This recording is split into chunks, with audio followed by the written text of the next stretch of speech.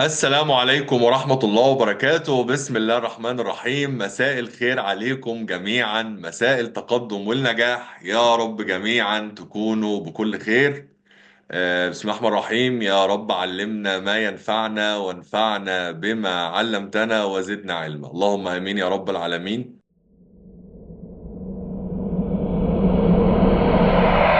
هنعمل حركة كمان اللي هي حركة الرواتب. حركة الرواتب برضه نهاية الشهر الراجل بتاع البيرول بتاع المرتبات وفي بعض الشركات المحترمات بيكون في واحد من المحاسبين مسؤول بس عن البيرول، يراجع القيد ويتحقق، ومعاه بقى الشيت تايم، وليه خصمت على ده 500 ريال، وليه ضفت لده حافز مش عارف 1000 ريال، يراجع ده. او لو شركه فيها انترنال اوديت هي اللي بتقوم يعني بالدور ده، لو الشركه فيها مراجعه داخليه هي اللي بتقوم بالدور ده.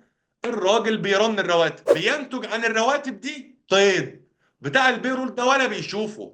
هو انت تساله المخصص بتاع ده كام، البيزك سالري بتاع ده كام، ليه خصمنا على فلان فلوس، رصيد الاجازات بتاع محمود الدوماني كام، وهكذا. تمام، احنا انشأنا الدوماني اهو في قسم الفاينانس. هنقول عندنا محمد الدوسري مثلا، ده في قسم المشتريات البروكيورمنت. وعندنا اياد القحطاني ده في قسم المخازن، ده في الانفنتوري. وعندنا علي ده في قسم السيلز. وعندنا مصطفى ده في قسم اتش ار. وعندنا جابر ده في قسم مثلا الماركتينج. والدوماني مش هنخليه فاينانس، هنخلي مثلا حمادة. وهنا الدوماني في الجنرال اد. تمام، هنا مثلا 20,000، هنا مثلا 5,000، هنا مثلا 4,000، هنا مثلا 2,500 لأن بقى بياخد إيه عمولات. هنا 3,500، هنا 6,5 يا سيدي. يلا، وهنفترض يعني هنفترض بس عشان يبقى الموضوع يعني ايه لطيف، دول مش هندفع لهم يعني إقامة. تمام، خلينا هنا مثلا طبعا السوشيال انشورنس ليه حسبة 2% اللي مش عارف للأجنبي، و19% للسعودي، وبتكون في نسبة السعودي بيتحملها وحاجات كده. والميديكال انشورنس هنفترض ان هم كلهم زي بعض. والسوشيال انشورنس هنفترض ان هم كلهم زي بعض. تمام، هينتج عن ده قيد. مين يشتغل معايا قيد الرواتب؟ قيد الرواتب هنقسمه لثلاث اقسام، ده قسم وده قسم وده قسم. ده اللي الموظف هياخده في ايده، دي كلها يعني معظمها من البريبيد، دي كلها بروفيجن. مين؟ سامي، يلا يا سامي.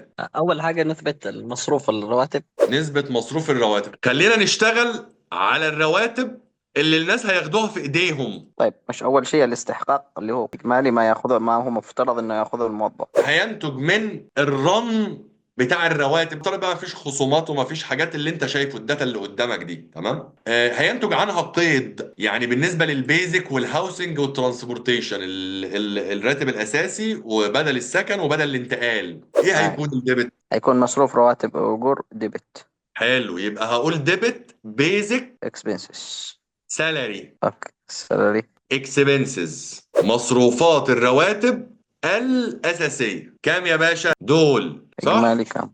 أيوة مظبوط. أو ممكن بس أعمل كده وأقول له كده هات لي يا باشا دول. حلو، 56,500. وبعدين باقي العمود اللي جنبه هذا إيش اسمه؟ هاوسنج. الهاوسنج. هاوسنج الاونس اكسبنس بدل السكن أهو. بعدين ترانسبورتيشن، الترانسبورتيشن ممكن اللوس. نعمل كده ونعمل كده ونقول له هنا في دبل ال. تمام، ونقول له هنا اكسبنس بكام يا باشا؟ بالمجموع ده، صح كده؟ مظبوط. دول كده، دول ايه الكريدت بتاعهم؟ بنسميها ويتشز بيبل، which is اجور مستحقة لمين؟ للموظفين. الموظفين. الحساب ده طبيعته ايه؟ which is payable، مستحقة بيبقى داينة. يعني في اللايبيليتي ولا في الاسيتس ولا في الايكوتي ولا في الريفينيو ولا في الاكسبنس؟ في الليبيليتي.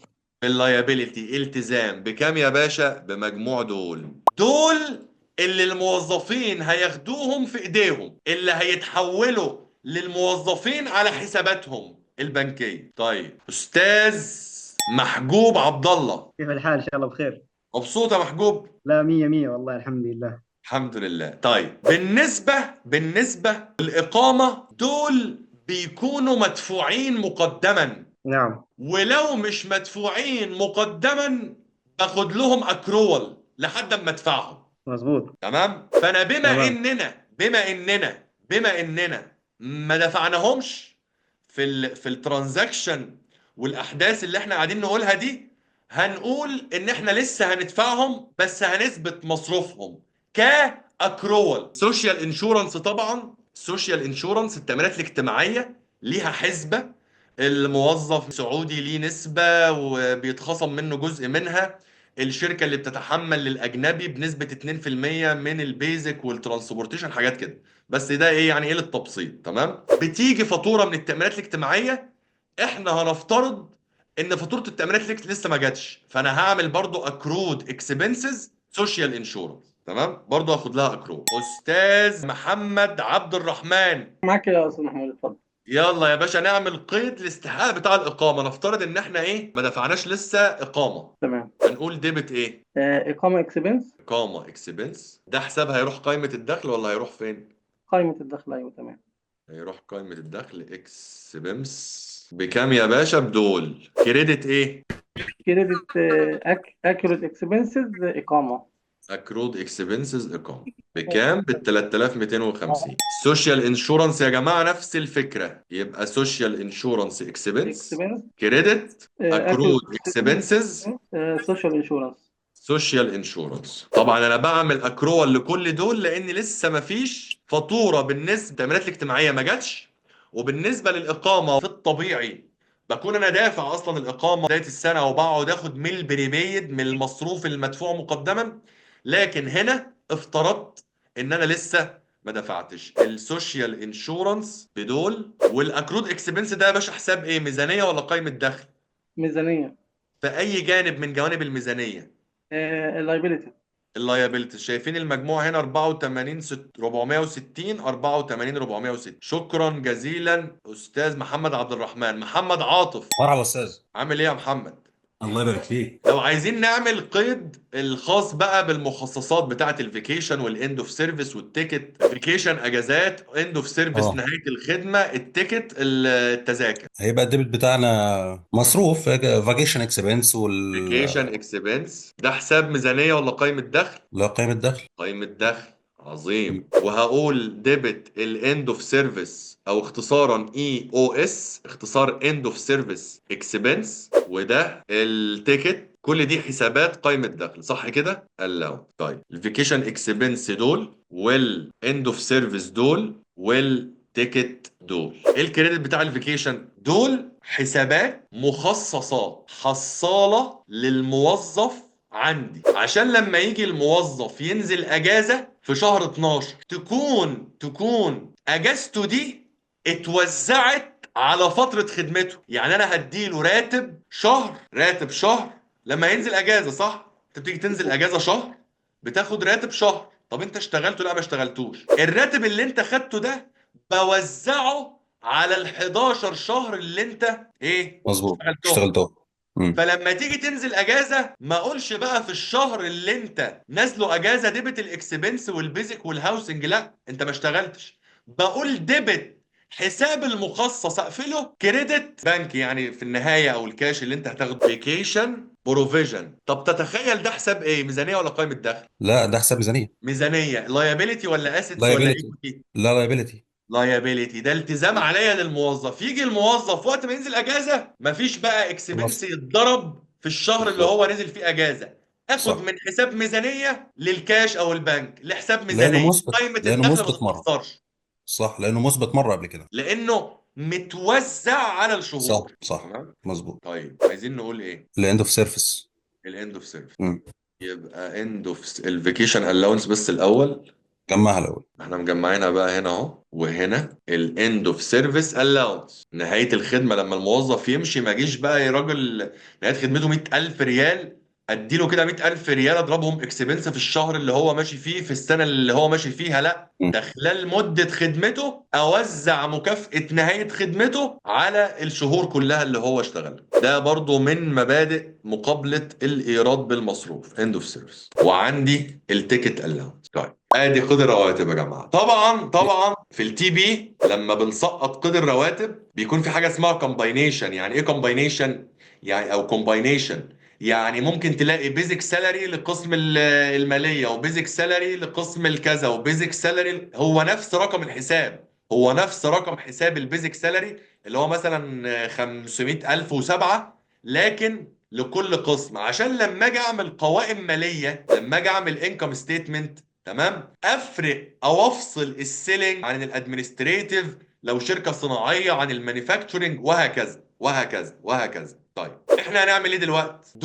دول افترض ده فاينانس، ده اداري، بروكيورمنت اداري، انفنتوري اداري، سيلز بيعي، اتش ار اداري، ماركتنج بيعي، جنرال ادمن اداري. يعني الماركتنج والسيلز دول بس اللي تكلفتهم هتروح على الانكم ستيتمنت في السيلينج، الباقي ادمنستريتيف اكسبنسز. طب الادمنستريتيف اكسبنسز فيها ايه؟ فيها يا باشا كل حاجه، فيها الكهرباء، فيها الرواتب، ممكن يعني نعمل سالري، بس انا ما بحبش كده. هي دي قائمه الدخل. تفاصيلها ايه؟ بتلاقي مكتوب هنا كده ريفرنس 830. تدخل بقى في الديسكلوجرز، في الافصاحات بتاعه قائمه الدخل، تلاقي التفاصيل بتاعتها. الشيت كل اللي احنا عملناه النهارده هسقطه لكم في الشيت. يعني في باقي حاجات بسيطه كده بتاع الرواتب وحاجات كده هنسقطها في الشيت، وهبعت لكم الشيت. وحتى التي اكونتس اللي احنا عملناها جديده او ترانزاكشن تمت على التي اكونتس اللي اوريدي موجوده هقفلها لكم. ايه البراكتس اللي انا طالبه منكم؟ ان انتوا بناء على التي بي اللي هيكون عندكم تعملوا لي بالانس شيت وتعملوا لي انكم ستيتمنت، وكل واحد يبعتها لي على الواتساب بتاعي. واول واحد هيبعتها صح ده اللي احنا هنبعتها للناس على الجروب، وهنبعتها للناس على الجوجل درايف، ونقول ان ده اول واحد من زمايلكم يبعت الشيت مظبوط. يعني انا هقفل لك الشيت، مطلوب منك بس من حسابات التي بي تعمل لي بالانس شيت وتعمل لي انكم ستيتمنت. تمام. الاكونت ريسيفبل اظهرها بالنت. يعني شوف الاكونت ريسيفبل كام، والالاونس بتاع مخصص دون مشكوك في تحصيلها. ما عندناش مخصص دون مشكوك في تحصيلها اصلا، يبقى زي ما هي. البروبرتي بلانت اند اكويبمنت تظهرها بالنت بالصافي، لان هي بتظهر كده. ممكن انت بقى في الديسكلوجرز تحت تقول لي والله ادي الاصول، وادي مجمع الاهلاك، وادي النت اللي انا ايه حطيته فوق، وهكذا وهكذا. تمام. ده مطلوب منكم. طبعا الانكم ستيتمنت في تاكس، انا افترض ان التاكس 40%. ده الشيت اللي انا هبعته لكم برضو، ضريبه 40%. تمام. شوف بقى يا باشا انت كده ايه هتجيب الانترست منين؟ ما عندناش لا اذر جين ولا اذر اكسبنس. هتجيب النت انكم ده هو اللي هتزود بيه الريتيند ايرنينجز. هي اصلا رصيدها صفر، احنا لسه بادئين السنه. المهم يعني ايه، هبعت لكم الشيت فاضي بس. يعني انا هبعت لكم التي بي والبالانس شيت والانكم ستيتمنت. مطلوب مننا ان احنا نعمل بالانس شيت وانكم ستيتمنت من التي بي، واول واحد هيبعتها مظبوطه هو ده الشيت الكامل اللي هنبعته لزمايله. اللي قلته لكم ده بالطريقه دي بالشكل ده اعتقد مفيش حد قاله، خصوصا الجزئيه بتاعه الاي ار بي سيستم، وهي مهمه جدا جدا جدا. يلا يا شاكر قول لي. نقطة برضو أخيرة، لو اي ار بي سيستم فالمفروض إن أنا بوزع الراتب على حسب الكوست سنتر بتاعت كل طبعا كل مدير.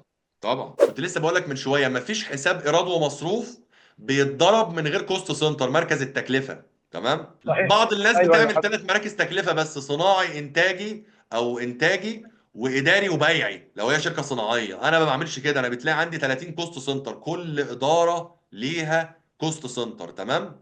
ومن الكوست سنتر ده بعمل المابنج بتاع التي بي، او بعمل المابنج من القوائم الماليه للتي بي، لان التي بي اصلا بيكون كده. بتلاقي بيزك سالري شؤون قانونيه نفس رقم الحساب، بيزك سالري فاينانس البيزك سالري. نفس الشرط اللي حضرتك عارضه من الجزء اللي شغالين عليه بتاع بتاع الادمن وبتاع الفاينانس وبتاع البريكرومنت، او لا، بتاع ده يعني بتلاقي تقريبا مثلا تقريبا انا مثلا اشتغلت في شركه، كنت بقى كان عندي يجي مثلا 20 كوست سنتر، تلاقي نفس البيزك سالري، تلاقي كده الكومباينيشن ايه، رقم الشركه، الكوست سنتر، رقم الحساب، كل واحد ما عدا الكوست سنتر هو اللي متغير، مجمع لي البيزك سالري بتاع قسم الفاينانس، مجمع لي البيزك سالري بتاع قسم السيلز، مجمع لي البيزك سالري بتاع قسم البروكيورمنت، وهكذا.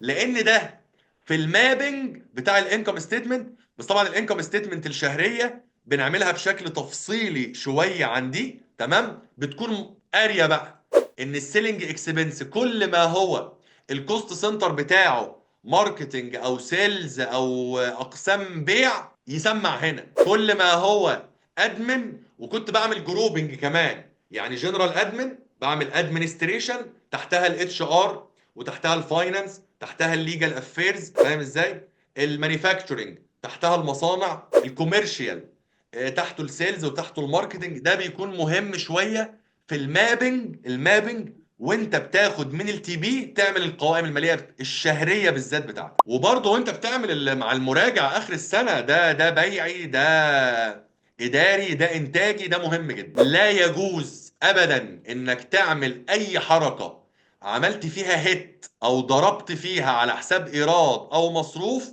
من غير ما تقول الايراد والمصروف ده رايح فين، مين الاداره او مين الكوست سنتر اللي اتكلف المصروف ده.